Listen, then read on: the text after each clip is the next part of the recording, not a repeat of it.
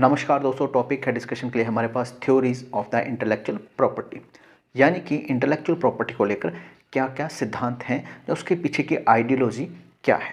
अब क्योंकि जो इंटेलेक्चुअल प्रॉपर्टी है ये भी एक प्रॉपर्टी है, तो इसके लिए जो थ्योरीज प्रॉपर्टी को लेकर दी गई हैं वही काम आएंगी। हालांकि जो इंटेलेक्चुअल प्रॉपर्टी का कंसेप्ट है वो बहुत बाद में आया।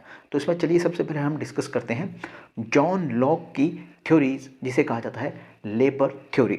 जॉन लॉक एक इंग्लिश जरिस्ट थे और उन्होंने ही इस थ्योरी को प्रपाउंड या स्थापित किया था। उनका कहना था कि जो ह्यूमन लेबर या मेहनत करता है वो सर्टन प्रोप्राइटरी राइट चाहता है। प्रोप्राइटरी राइट का मतलब होता है रिलेटिंग टू ऑनर और ऑनिंग something, the fact of ऑनिंग something, कि भाई या तो ऑनर से रिलेटेड हो कुछ या फिर किसी चीज़ को ऑन करना, यानी कि उसके मालिक होना, वो जो फैक्ट होता है उसे ही प्रोप्राइटरी राइट कहा जाता है। तो उनका जो कहना था कि भाई जो ह्यूमन लेबर है ना, जो ह्यूमन मेहनत होती है, जब कोई भी आदमी किसी तरह की कोई मेहनत करता है तो वो डिज़र्व करता है कि उसको प्रोप्राइटरी राइट मिले।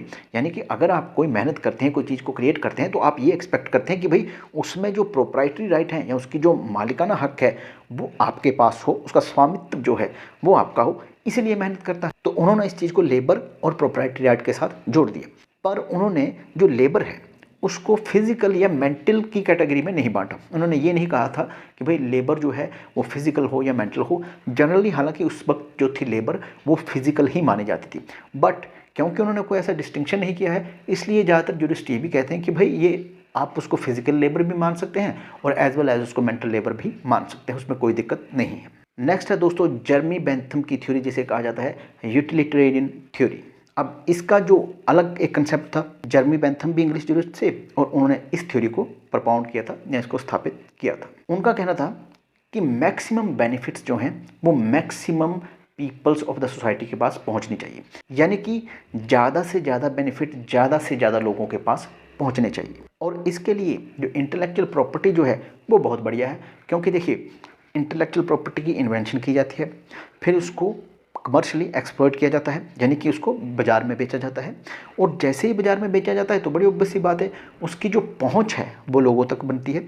लोगों तक पहुंच बनती है तो लोग जो है उसको एंजॉय करते हैं। तो यहाँ पर जो मैक्सिमम बेनिफिट जो है मैक्सिमम पीपल्स तक जो पहुँच जाता है उसको ही उन्होंने कहा कि भाई ये एक तरह से थ्योरी है जो कि दी गई है प्रॉपर्टी के लिए। नेक्स्ट जो थ्योरी है दोस्तों प्रॉपर्टी को लेकर वो हीगल्स की पर्सनैलिटी थ्योरी है।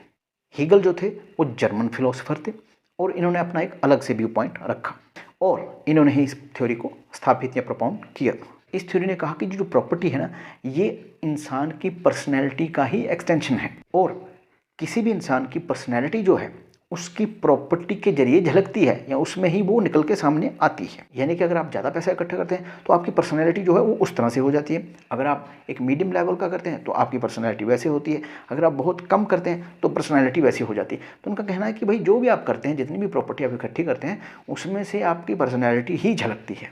हालांकि हीगल ने भी अपनी थ्योरीज को जो उन्हें दी प्रॉपर्टी के रिगार्डिंग उसको ना तो मेंटल ना ही फिजिकल लेबर के साथ कनेक्ट किया। यानी कि उन्होंने ये नहीं कहा कि भाई ये थ्योरी जो मेरी है ये फिजिकल लेबर के लिए है और ये मेंटल लेबर के लिए नहीं है, या ये मेंटल लेबर के लिए है ये फिजिकल लेबर के लिए नहीं है। जितने भी जूरिस्ट थे इन्होंने इस तरह का डिस्टिंक्शन कोई नहीं किया। इसलिए ये माना जाता है कि भाई ये थ्योरी जो चाहे फिजिकल लेबर के लिए ही बनाई गई हों बट ये मेंटल लेबर के लिए भी उतनी ही ज़्यादा कारगर या उतनी ही ज़्यादा सटीक बैठती है, क्योंकि लेबर जो है वो जो तो मेंटल हो सकती है या फिजिकल हो सकती है।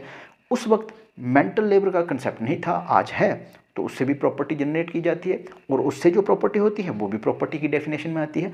अगर वो भी प्रॉपर्टी की डेफिनेशन में आती है तो वो फिलॉसफी जो कि फिजिकल लेबर के लिए प्रपाउंड की थी वो ही उसके लिए भी एप्लीकेबल हो सकती है। तो ये थी दोस्तों हमारे पास थ्योरी जो कि इंटेलेक्चुअल प्रॉपर्टी से रिलेट करती थी।